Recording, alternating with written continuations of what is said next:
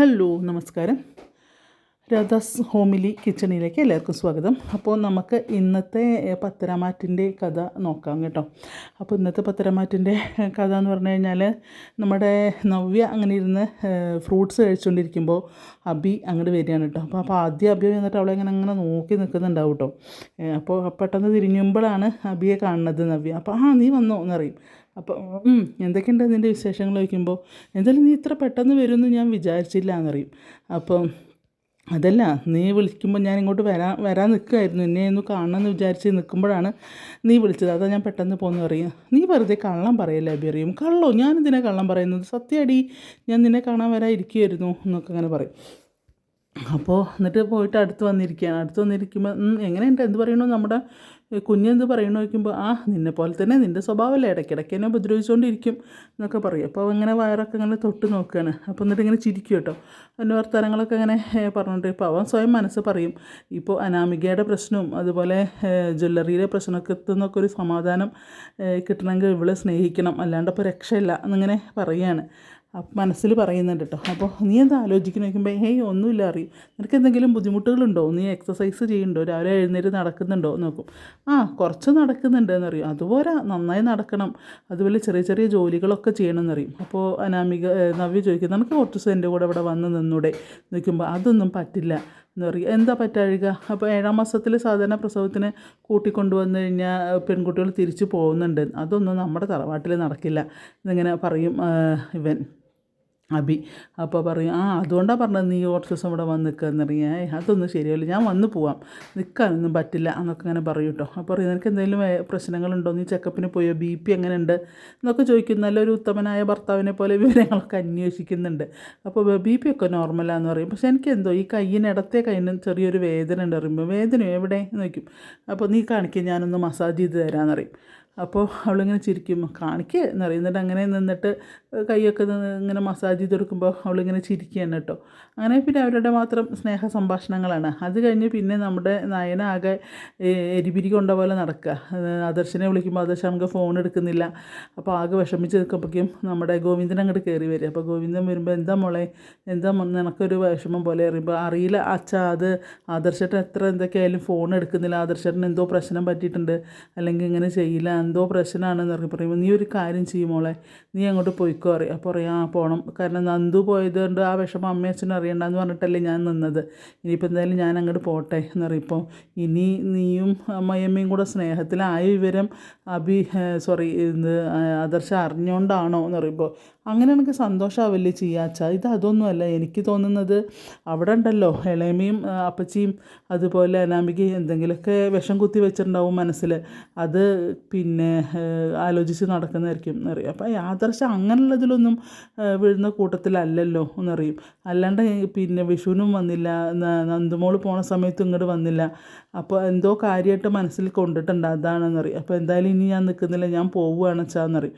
ശരി മോളെ, നീ പോയിട്ട് വിവരങ്ങളൊക്കെ അറിയും. എന്തായാലും ആദർശനോട് നീ ഒട്ടും മടിക്കാതെ നീ അമ്മയായിട്ട് കൂട്ടുകൂടിയ കാര്യം പറയണം, അത് നീ പറയേണ്ടതായിരുന്നു, നീ എന്തുകൊണ്ട് അത് പറഞ്ഞില്ല എന്ന് വയ്ക്കും ഗോവിന്ദൻ. അപ്പോഴേക്കും കനകയും വരും. അപ്പോൾ പറയും, അതേ മോളെ, നീ അത് പറയേണ്ടതായിരുന്നു അറിയും, പക്ഷേ ഞാനത് അമ്മയ്ക്ക് കൊടുത്ത വാക്കല്ലേ അച്ഛാ, അപ്പോൾ ഞാനിങ്ങനെ ഇത് തെറ്റിക്കുക, അത് സാരമില്ല, നീ എന്ത് കാര്യങ്ങളും നിന്നോട് അവൻ ഷെയർ ചെയ്യുന്നതല്ലേ, നമുക്കത് അവനോടെങ്കിലും ഒന്ന് സൂചിപ്പിക്കായിരുന്നു, അമ്മ അറിയണ്ടെന്നും പറഞ്ഞാൽ മതിയായിരുന്നില്ലേ എന്നറിയും. ഇനിയിപ്പോൾ അതൊന്നും ആവില്ല പ്രശ്നം തന്നെ അവൾ പറയുന്നത് കേട്ടോ. അപ്പോൾ എന്തായാലും ഇനി മോള് നിൽക്കണം, മോൾ അങ്ങോട്ട് പോയിക്കോന്ന് പറയും. പോയി നോക്കുമെന്ന് പറയാണ് ഗോവിന്ദനും കനകയൊക്കെ. അപ്പോൾ അവളാണെങ്കിൽ ആകെ വിഷമിച്ച് നടക്കുക, എത്ര വിളിച്ചിട്ടും ഫോൺ കൊടുക്കുന്നില്ല, മെസ്സേജ് വെച്ചിട്ട് അതിന് റിപ്ലൈ കൊടുക്കുന്നില്ല, ആകെ വിഷമത്തിലായി. പിന്നെ കാണിക്കുന്നത് നമ്മളെ അനി റൂമിൽ ഇരുന്നിട്ട് ഫോണിൽ നോക്കുകയാണ്. നമ്മുടെ നന്ദുവിൻ്റെ വല്ല വിവരമുണ്ടോ, നന്ദു വല്ല മെസ്സേജ് അയച്ചണോ എന്നൊക്കെ നോക്കിക്കൊണ്ടിരിക്കുമ്പോഴേക്കും കൂട്ടുകാരൻ വിളിക്കുകയാണ്, നന്ദുവിൻ്റെയും അനിയുടെയും കൂട്ടുകാരൻ വിളിക്കുക, രാജേഷോ എന്തോ. അപ്പോൾ വിളിക്കുമ്പോൾ പിന്നെ ചോദിക്കുക, എന്താടാ എന്ന് ചോദിക്കുകയാണ്. എടാ നീ പെട്ടെന്ന് ഇങ്ങോട്ട് വാ എന്നറിയും. അപ്പോൾ എന്താടാ കാര്യം എന്നറിയുമ്പോൾ, അപ്പോൾ നീ പെട്ടെന്ന് വാ, എന്നാലേ നിനക്കത് അറിയുള്ളൂ, നമുക്കൊരു കാഴ്ച കാണിച്ചു തരാം എന്ന് പറയണം. അങ്ങനെ പെട്ടെന്ന് നമ്മളുടെ പിന്നെ അനി ബൈക്ക് കൊടുത്തിട്ട് ഇവർ കൂട്ടുകാർ നിൽക്കുന്ന അങ്ങോട്ട് ചെല്ലുക. അപ്പോൾ പറയും, എന്താണ് നന്ദു നിങ്ങളെ വിളിക്കുക എന്തെങ്കിലും ചെയ്തോ? നന്ദു വിളിക്കുന്നതൊന്നല്ല, വേറൊരു കാര്യമാണ്, അതവിടെ നിൽക്കട്ടെ, നിനക്കൊരു കാര്യം കാണിച്ചു തരാമെന്ന് പറയും. അപ്പോൾ ചോദിക്കും, എന്ത് കാര്യം എന്ന് പറയുമ്പോൾ, അതുണ്ട്, നീ ഞങ്ങളെ കൂടെ വാ പറയും. എടാ കാര്യം പറയടാ. കാര്യം പറഞ്ഞു കഴിഞ്ഞാൽ അത് നിനക്ക് കാണാൻ പറ്റിയില്ലെങ്കിലോ, നീ അല്ലാണ്ട് പറഞ്ഞിട്ട് കാര്യം, നീ നേരിട്ട് കാണേണ്ട കാഴ്ചയാണ്, നീ വാ എന്ന് പറഞ്ഞിട്ട് അങ്ങനെ ഇവരെല്ലാവരും കൂടെ ബൈക്ക് എടുത്തിട്ട് പോവുകയാണ്. ബൈക്ക് എടുത്ത് പോകുമ്പോൾ ഒരു പാർക്ക്, ആ പാർക്കിൽ കാണാൻ നമ്മുടെ അനാമികയുടെ പുതിയ കാമുകനും കൂടെ ഇരുന്ന് സൊള്ളണം. ഇതിങ്ങോട്ട് കാണുമ്പോൾ അനി ആകെ അന്തം വിട്ട് നോക്കുകയാണ്. അപ്പോൾ അവർ നോക്കുമ്പോൾ അവൻ്റെ മടിയിലിങ്ങനെ കിടക്കുക. അപ്പോൾ എന്നിട്ട് ഇങ്ങനെ നോക്കുമ്പോൾ എനിക്ക് ചിരിക്കണോ കരയണോ എന്നറിയാത്തൊരവസ്ഥ. അനി അറിയാം എന്താ ഇത് കഥ എന്ന് പറഞ്ഞിങ്ങനെ നോക്കുമ്പോൾ എനിക്കറിയായിരുന്നു, നിങ്ങൾ മാത്രമല്ല, എൻ്റെ പല കൂട്ടുകാരും എന്നെ അവളെ കാണാൻ പറ്റാത്ത സാഹചര്യങ്ങളിൽ വെച്ച് കണ്ടിട്ടുണ്ടെന്ന് തന്നെ എന്നെ വിളിച്ചിട്ടുണ്ടായിരുന്നു. ഇപ്പം എനിക്കിതിലിപ്പോൾ അത്ര പുതുമയൊന്നും തോന്നുന്നില്ല, കാരണം എനിക്കറിയായിരുന്നു അവളുടെ സ്വഭാവം എന്താണെന്നുള്ളത് എന്നൊക്കെ പറയും. അപ്പോൾ ഇനി എന്തിനാണ് വെച്ച് താമസിക്കുന്നത്, അവൾ ഒഴിവാക്കിക്കൂടെ പറയും. അവൾ പോവില്ലല്ലോ, കാരണം അവൾ വന്ന് കയറിയിരിക്കുന്നത് ഞങ്ങളെ സ്വത്തടിച്ചു മാറ്റാൻ വേണ്ടിയിട്ടല്ലേ, ഞങ്ങളെ തകർക്കാൻ വേണ്ടിയിട്ടല്ലേ അവൾ വന്ന് കയറി, അവളങ്ങനെ പോവില്ലല്ലോ എന്നൊക്കെ പറയും. ഇനി എന്താ ചെയ്യുക, എന്തായാലും നീ ഇതിൻ്റെ ഒരു വീഡിയോ എടുക്കുക, ബാക്കിയൊക്കെ നമുക്ക് വേണ്ട പോലെ ചെയ്യാമെന്ന് പറയണം. അപ്പോൾ അങ്ങനെ ഇവരിവിടെ നിന്നിട്ട് മാറി നിന്ന് വീഡിയോ എടുക്കണം. അനാമികയുടെ ആ പയ്യനും കൂടെ ഇരിക്കുന്ന ആ വീഡിയോ എടുത്തുകൊണ്ടിരിക്കുമ്പോൾ അവർ രണ്ടുപേരും കൂടെ സംസാരിക്കുന്നത് എന്താ വെച്ചാൽ, നീ കളഞ്ഞിട്ട് പോരടി, ആ പയ്യൻ അനാമികയോട് പറയുക, നീ കളഞ്ഞിട്ട് പോരടി, പിന്നെ പോരുമ്പോൾ നീ എടുക്കാവുന്ന അത്രയും സ്വത്ത് അടിച്ചു മാറ്റിക്കൊണ്ട് പോരണം, എന്നാലേ ജീവിക്കാൻ പറ്റുള്ളൂ എന്നൊക്കെ അവങ്ങനെ പറയുകയാണ്. അവനും തന്നെ ഫ്രോഡാന്ന് മനസ്സിലായി. അപ്പോൾ അവളറിയാം, ഇതന്നെയാണ് അച്ഛനും അമ്മയും പറയുന്നത്, പോരുന്ന വഴിക്ക് ഉള്ളതൊക്കെ എടുത്തുകൊണ്ട് പോരാൻ തന്നെയാണ് അവരും പറയുന്നത് എന്നൊക്കെ പറയും.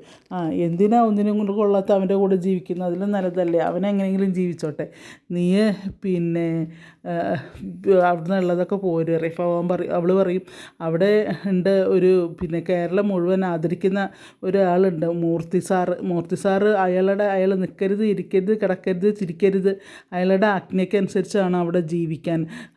അപ്പോൾ മറ്റേ പറയും, അയാൾ ധൃതരാഷ്ട്രമാണ്, ഇതാണ് അങ്ങനെയാണ് ഇങ്ങനെയാണെന്നൊക്കെ അങ്ങനെ പറഞ്ഞ്, അതായത് ഇവരുടെ കുടുംബത്തിലെ മുഴുവൻ കുറ്റം പറഞ്ഞുകൊണ്ടാണ് അവിടെ ഇരിക്കുന്നത്.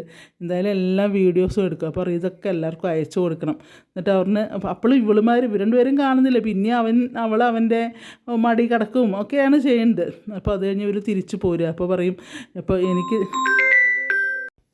അങ്ങനെ അനി ഈ കാഴ്ചകളൊക്കെ കണ്ട് തിരിച്ചു പോരുകയാണ്. അപ്പോൾ അവൻ പറയും, എനിക്കിതിലിപ്പോൾ പ്രത്യേകിച്ചൊന്നും തോന്നുന്നൊന്നുമില്ല എന്നറിയാം. പറയും, ഇനി കളയടാ. ഇങ്ങനെ വെച്ച് നോക്കുമ്പോൾ അപ്പോൾ ഇവരിങ്ങനെ വീഡിയോ എടുക്കുമ്പോഴാണ് ഇവരിതൊക്കെ പറഞ്ഞുകൊണ്ടിരിക്കുന്നത്. അപ്പോൾ പറയും, പിന്നെ ഇത് എത്രയോ ബെറ്ററാണ് നമ്മുടെ നന്ദു നമ്മളൊക്കെ ആൺപിള്ളേരാണ് അവിടെ കൂട്ടുകാർ, പക്ഷേ അവൾക്ക് എങ്ങനെയോ എന്നോടുള്ള ഇഷ്ടം കൊണ്ടാണ് അവൾ പിന്നെ വേറൊരാൾ കൂടെ പോയിട്ടുമില്ല, അവൾ എന്നെ മാത്രമേ സ്നേഹിച്ചിട്ടുള്ളൂ എന്നൊക്കെ അതിനെയൊക്കെ അങ്ങനെ പറഞ്ഞുകൊണ്ടിരിക്കുകയാണ്. അപ്പോൾ അവർ നന്ദു എത്രയോ നല്ല കുട്ടിയാണ്, ഇതൊക്കെ എന്താണ്, ഇതൊക്കെ വെറും വേസ്റ്റാണെന്നൊക്കെ ഇങ്ങനെ പറയുകയാണ് കൂട്ടുകാരൊക്കെ കൂടെ.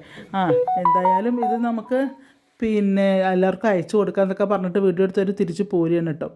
അത് കഴിഞ്ഞ് പിന്നെ കാണിക്കുന്നത് നമ്മളുടെ ആദർശിന് ഈ വീഡിയോ അയച്ചു കൊടുക്കുന്നതാണ് അനി. ആദർശ് നോക്കുമ്പോൾ പെട്ടെന്ന് അനിയുടെ മെസ്സേജാണല്ലോ എന്ന് പറഞ്ഞിട്ട് ഓഫീസിലിരിക്കുകയാണ്. അപ്പോൾ അടുത്ത് ഇങ്ങനെ നോക്കുമ്പോഴാണ് ഈ വീഡിയോ കാണുക. അപ്പോൾ പറയും, ഇന്ന് പാർക്കിൽ നിന്ന് എൻ്റെ കൂട്ടുകാരെ എടുത്തിട്ട് എനിക്ക് അയച്ചു തന്നതാണ്, ഞാനും കണ്ടു ഇത്, എന്താണ് ഏട്ടൻ്റെ അഭിപ്രായം എന്ന് വെച്ചിട്ട്. ഇതെന്ന് കാണുമ്പോൾ അവൻ ആകെ ഇങ്ങോട്ട് ഷോക്കാവുകയാണ്. പിന്നെ അനാമികയും ആ പയ്യനും കൂടെ ഇരിക്കുന്നത് കണ്ടിട്ട് അപ്പോൾ ആകെ ഷോക്കാകുമ്പോൾ അതിൻ്റെ പിന്നെ അവൻ ഫോൺ അവിടെ വെച്ച് എന്ത് ചെയ്യണമെന്നറിയാതെ അങ്ങനെ അന്തം വിട്ട് നിൽക്കുകയാണ് നമ്മുടെ ആദർശ്. അപ്പോഴേക്കും നമ്മുടെ നയനെ വിളിക്കുമ്പോൾ ഫോൺ കട്ട് ചെയ്യുന്ന സമയത്ത് കാരണം അവളുകൊണ്ട് കയറിയത്, എന്താ ആദർശേട്ടാ ഫോൺ എടുക്കാത്തത് ഇരിക്കുമ്പോൾ, ഓഹോ നീ ഇവിടെ നിന്നിട്ടാണോ എന്നെ വിളിച്ചത്, നീ എന്തിനാ എന്നെ വിളിച്ചത് എന്ന് വെച്ചിട്ട് നയനോട് ദേഷ്യപ്പെടുക. അപ്പോൾ പറയും, എന്താ ആദർശേട്ടൻ ഫോൺ എടുക്കാത്തത്, എന്താ എനിക്ക് മെസ്സേജ് തരാത്തതെന്നൊക്കെ ചോദിക്കുക. പറയും, എനിക്ക് സൗകര്യമില്ല എന്നൊക്കെ പറയും. അപ്പോൾ പറയും, നീ ഇപ്പം എന്തിനാ ഇങ്ങോട്ട് വന്നത്, എന്നിട്ട് ഇവിടെ വന്നിട്ടാണോ നീ എന്നെ വിളിക്കുന്നത്. അപ്പോൾ ആദർശേട്ടൻ വിളിച്ചിട്ട് ഫോൺ എടുക്കാഞ്ഞിട്ട് തന്നെയാണ് ഞാൻ ഇങ്ങോട്ട് വന്നറിയും, നീ ഇപ്പം എന്തിനാ ഇങ്ങോട്ട് വന്നത്, ഞാൻ അല്ലെങ്കിൽ തലയ്ക്ക് ഭ്രാന്ത് പിടിച്ചിരിക്കുകയാണ്, നീ പോയോ എവിടുന്നതെന്ന് പറയും. അപ്പോൾ പറയും, പോവുക പറയുമ്പോൾ അത് നീ എന്തിനാ എന്നെ ശല്യപ്പെടുത്താൻ ഇങ്ങോട്ട് വന്നിരിക്കുന്നത് എന്ന് ചോദിക്കുക. പറയും, അപ്പോൾ ഞാൻ ആദർശേട്ടനെ ശല്യമോ വയ്ക്കും, അതെ നീ എനിക്ക് ശല്യം തന്നെയാണ്, നീ ഒന്നും ഇങ്ങോട്ട് വരാതിരിക്കുമെന്ന് പറയും. എന്താ ആദർശേട്ടൻ, എന്താ പ്രശ്നം, ഞാനൊരു കാര്യം പറയാൻ വേണ്ടി വന്നതാണ്, ആദർശേട്ടൻ അത് കേൾക്കണമെന്ന് പറയും. അപ്പോൾ പറയും, എനിക്ക് നിൻ്റെ ഒരു കാര്യവും കേൾക്കണം, നീ ഇവിടുന്ന് പോകുന്നതിനെ എന്ന് പറയും. അപ്പോൾ പറയും, അപ്പോൾ ഇവളിങ്ങനെ അന്തം വിട്ടിങ്ങനെ നോക്കുകയാണ്, കാരണം ഇതുവരെ ഇല്ലാത്തൊരു മുഖമാണ് ആദർശിൻ്റെ. അപ്പോൾ പറയും, അത് എന്താ ആദർശേട്ടാ ഈ പറയുന്നതെന്ന് പറയും. നീ പോ, നിന്നോട് എനിക്ക് സംസാരിക്കാൻ താല്പര്യമില്ല, നീ പോ എന്ന് പറയും. അങ്ങനെ ആദർശ് നയനേനെ ഇവിടെ നിന്ന് ഇറക്കി വിടുകയാണ് കേട്ടോ. അതിൽ നയന ആകെ സങ്കടപ്പെട്ട് പോരുന്നുണ്ട്. അത് കഴിഞ്ഞ് പിന്നെ നോക്കുമ്പോൾ ദേവയാനി നയനയും കൂടി നിന്ന് സംസാരിക്കും. ഇപ്പം അമ്മേ എനിക്കറിയില്ല അമ്മേ എന്താണ് ആദർശേട്ടനെ പറ്റി എന്നുള്ളത്. കാരണം ഞാൻ ഇന്ന് ചെന്നിട്ട് ഞാൻ ശല്യമെന്ന് പറഞ്ഞു അമ്മേ. ഞാനിങ്ങനെയാണെങ്കിൽ ഞാൻ പെട്ടെന്ന് വീട്ടിലേക്ക് വരും. കാരണം അവൾ വീട്ടിൽ പോയിട്ടില്ല ഇതുവരെ. അപ്പോൾ ഞാൻ പെട്ടെന്ന് വീട്ടിലേക്ക് വരും, എന്താണെന്ന് അറിയണമല്ലോ ഇതെന്ന് പറയും. അപ്പോൾ പറയും അതേ മോനെ മോളെ അവൻ ഭയങ്കര ദേഷ്യത്തിലാണ്, പിന്നെ എന്ത് പറഞ്ഞാലും ചാടിക്കടിക്കുന്ന സ്വഭാവമാണെന്നൊക്കെ പറയും. ഇന്നിപ്പോൾ ഞാൻ വിളിച്ച് ചെന്നിട്ടും ആദർശേട്ടൻ ശല്യമാണെന്ന് പറഞ്ഞ് എന്നെ ഇറക്കി വിട്ടമ്മേന്നൊക്കെ പറഞ്ഞു. അങ്ങനെ അവർ രണ്ടാളും കൂടെ നിന്നുള്ള സംഭാഷണങ്ങൾ. അപ്പോൾ പറയും ഞാൻ വരാം അമ്മയെന്ന് പറയും. ശരി എന്നൊക്കെ പറഞ്ഞ് പിന്നെ ദേവയാനി പോവുകയാണ്, കാറിൽ കയറി പോവുക. അങ്ങനെ വളരെ വിഷമത്തോടു കൂടി തന്നെയാണ് ദേവയാനിയും നിൽക്കുന്നത് കേട്ടോ. അത് കഴിഞ്ഞ് നയന അങ്ങനെ ആകെ എന്ത് ചെയ്യണം എന്നറിയാത്ത പോലെ നിൽക്കുകയാണ്. പിന്നെ അത് കഴിഞ്ഞിട്ട് ആദർശും അനിയും കൂടെ നിന്ന് സംസാരിക്കുന്നുണ്ട്. അപ്പോൾ അനി പറയാണ്, ഏട്ടാ ഇത് മുത്തശ്ശനും മുത്തശ്ശിക്കൊക്കെ മുത്തശ്ശന് കാണിച്ചു കൊടുക്കണ്ടേ എന്ന് പറയും. ഇതിപ്പോൾ ആർക്കും കാണിക്കേണ്ട അറിയാം. പറയും അതെന്താ ഏട്ടാ കാണിക്കാത്തത്, അവളുടെ ഈ സ്വഭാവം പിന്നെ എല്ലാവരും അറിയട്ടെ, എന്തുകൊണ്ടാണ് ഞാൻ അവളെ ഇതാക്കുന്നത്. ഇതിലും ഒരു ബെഡ്റൂമിൻ്റെ ഉള്ളിൽ എന്താ ചെയ്യേണ്ടത്, അത് ഒരു റൂം അടച്ചിരുന്ന് എന്താണോ ചെയ്യുന്നത് അതാണ് അവിടെ ആ പബ്ലിക്കായി ആ പാർക്കിൽ നിന്ന് ചെയ്തത്. കണ്ട ലജ്ജയായി പോവും ഏട്ടാ. അവിടെ ആ ഒരു കോർണറാണ്, അങ്ങോട്ട് ആരും അങ്ങനെ ചെല്ലാറില്ല. അവിടെ ഇരുന്നിട്ടാണ് അവളുടെ ഇതൊക്കെ പെക്കൂത്തുകൾ, അവൾ ആരെ കാണിക്കാൻ വേണ്ടിയിട്ടാണ് ഈ ചെയ്യുന്നത്. ഇതൊക്കെ എനിക്ക് മുന്നേ അറിയായിരുന്നു, അതുകൊണ്ടൊക്കെ തന്നെയായിരുന്നു ഞാൻ വേണ്ടെന്ന് പറഞ്ഞത്. അവളെ കാണാൻ പാടില്ലാത്ത സാഹചര്യത്തിൽ പലരും എൻ്റെ ഫ്രണ്ട്സ് കണ്ടിട്ട് എന്നോട് പറഞ്ഞിട്ടുണ്ട്, പക്ഷേ ഞാൻ പറഞ്ഞ ആരും വിശ്വസിക്കില്ലല്ലോ എന്നൊക്കെ ഇങ്ങനെ പറയും. അപ്പോൾ നീ മുത്തശ്ശനോട് പറയണമെന്ന് പറയും വേണ്ട, മുത്തശ്ശനോടൊക്കെ പറഞ്ഞു കഴിഞ്ഞപ്പോൾ വളരെ വിഷമാവും മുത്തശ്ശനൊക്കെ ഇത് എന്നൊക്കെ ഇങ്ങനെ പറയും. അപ്പോൾ ഞാൻ എന്തായാലും അവളുടെ അച്ഛനോടൊന്ന് സംസാരിക്കട്ടെ എന്ന് പറയും ആദർശ്. എന്തിന് അയാളോടൊന്നും സംസാരിക്കണം, അവളെ കയറൂരി വിട്ടിരിക്കുകയാണ്, അയാളോടൊന്നും സംസാരിക്കേണ്ട എന്ന് പറയും. എന്തായാലും ഞാനിത് എല്ലാവർക്കും അയച്ചു കൊടുക്കുമെന്ന് പറയുമ്പോൾ ആദർശ് ചീത്ത അറിയണം, അയച്ചു കൊടുക്കണ്ട, ആർക്കും അയച്ചു കൊടുക്കണ്ട, നീ ഇളയച്ചനോട് പറഞ്ഞു വയ്ക്കും. ഇല്ല അച്ഛനോട് ഞാൻ പറഞ്ഞിട്ടില്ല, ഇന്നപ്പോൾ ആരോടും പറയേണ്ട അറിയാം. അപ്പോൾ എന്തിനായിട്ടാ ഇനി കാത്തിരിക്കുന്നത്, അവളെ ഒഴിവാക്കിക്കൂടെ എന്നൊക്കെ പറയും. അപ്പോൾ പറയും അനി നമ്മളുടെ ഭാഗം ന്യായീകരിക്കാൻ നമ്മൾ പലതും പറയും, അത് പിന്നെ അതെല്ലാവർക്കും വിശ്വസിച്ചോളം എന്നില്ല പറയും. വിശ്വസിക്കപ്പെട്ട തെളിവുകളല്ലേ ഇപ്പോൾ കയ്യിലിരിക്കുന്നുണ്ട്. അപ്പോൾ പറയും എന്തായാലും ഞാൻ അവളുടെ അച്ഛനൊന്ന് കാണട്ടെ, അച്ഛനോടൊന്ന് സംസാരിക്കട്ടെ എന്നറിയും. അപ്പോൾ ഇവനാണിക്കാണെങ്കിൽ ദേഷ്യം വരും ആദർശിൻ്റെ ആ ഒരു പ്രവൃത്തിയിൽ. പറയും എന്തിനാണ് അവളുടെ അച്ഛനെ കാണാൻ പോണത്, അയാളാണ് അവളെ ഇങ്ങനെ കയറൂരി വിട്ടിരിക്കുന്നത്. ആയിക്കോട്ടെ ഞാനൊന്ന് സംസാരിക്കട്ടെ, എന്നിട്ട് അവരുടെ ഇതൊന്നും അറിയട്ടെ, മകളെ എന്ത് കണ്ടിട്ടാണ് ഈ കയറൂരി വിട്ട് ഞാനൊന്ന് ചോദിക്കട്ടെ. നമ്മൾ അറിഞ്ഞിട്ട് മിണ്ടാതിരിക്കുന്നത് ശരിയല്ലല്ലോ, അതുകൊണ്ട് ഞാനൊന്ന് ചോദിക്കട്ടെ എന്നൊക്കെ ഇങ്ങനെ പറയുകയാണ് ആദർശ്. അപ്പോൾ എനിക്ക് ആ ഒരു ആറ്റിറ്റ്യൂഡിന് തീരെ താല്പര്യമില്ല. അപ്പോൾ ദേഷ്യം വരുന്നുണ്ട് എനിക്ക്. അങ്ങനെ പറഞ്ഞ് ദേഷ്യം വന്ന് പറയും ആദർശ് എന്തായാലും നീ വീട്ടിലേക്ക് ചെല്ലും, ഞാൻ അങ്ങോട്ട് വരാം, ഞാൻ എന്തായാലും അവളുടെ അച്ഛനൊന്ന് കണ്ടിട്ട് വരാം എന്നൊക്കെ പറഞ്ഞിട്ട് ആദർശ് അവിടുന്ന് പോകാനാണെങ്കിൽ ദേഷ്യം പിടിച്ച പോലെ തെക്കോട്ട് വടക്കോട്ടും നടക്കുന്നുണ്ട് കേട്ടോ. അപ്പോൾ അങ്ങനെയൊക്കെ തന്നെയാണ് ഇന്നത്തെ നമ്മളുടെ പത്തരമാറ്റിൻ്റെ കഥ പോണത്. അപ്പോൾ എല്ലാവരും മിസ് ചെയ്യേണ്ട കാണാം. അതുപോലെ എൻ്റെ രാധാസുബിലി കിച്ചൺ ആദ്യമായിട്ട് കാണുന്നവരാണെങ്കിൽ ഒന്ന് സബ്സ്ക്രൈബ് ചെയ്യുക പ്ലീസ്. അതുപോലെ ഒന്ന് ഒരു ലൈക്ക് ചെയ്യുക, പിന്നെ നിങ്ങളുടെ കമൻറ്റും പറയണം കേട്ടോ. കഥയാണ്, ചെറിയ ചെറിയ മിസ്റ്റേക്കുകളുണ്ടാവും, പിന്നെ ഡയലോഗുകളൊന്നും ഫുള്ളായിട്ട് ഞാൻ പറയുന്നില്ല. അപ്പോൾ എന്തായാലും നിങ്ങൾ കാണുമല്ലോ, വൈകുന്നേരങ്ങളിൽ കാണുമല്ലോ. അപ്പോൾ അതുകൊണ്ട് നിങ്ങൾക്ക് എല്ലാവർക്കും ഇഷ്ടമാവണമെങ്കിൽ ഒന്ന് സബ്സ്ക്രൈബ് ചെയ്യാൻ മറക്കല്ലേ. അതുപോലെ ഇന്നത്തെ കഥയാണ് കേട്ടോ, ഇന്നത്തെ കഥയാണത്. അപ്പോൾ ഇപ്പോൾ ഡേറ്റ് 5 അപ്പോൾ 5/5/25 കഥയാണ്. അപ്പോൾ മിസ് ചെയ്യേണ്ട കാണുക. Okay, thank you. എല്ലാവർക്കും ഒരു ശുഭദിനം ആശംസിക്കുന്നു. Thank you.